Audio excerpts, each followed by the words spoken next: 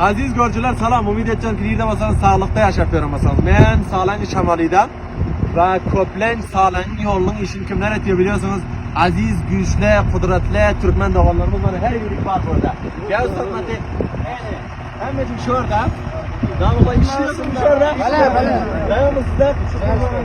Şimdi oluyor şurada Sağlancı yolunda işliyor. Aziz doğanlar Konya plan raketler. Kaysa içecek diyeceğiniz var mı?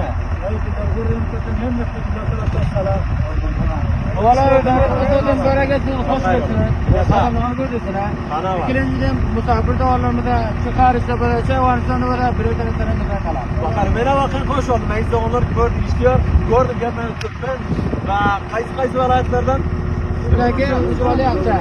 Akça, Cavcan, Kaan Bakşizi'den hemen Akça, Cavcan'dan ben nereden Kurdistan. O adam poket nerede basamın sınavı Türkmenlerimiz işliyorsun ben hoş oldum. Sakar selamet ol minnettar. Doğanlar sağ ol kanal. Hepinizden hoş oldum.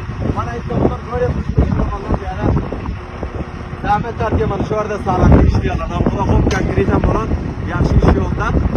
Bakar selamet ol kalladım ki insanlar beni sağ şer. Xeyli xoşal oldum. Bakar selamet olun minnettar.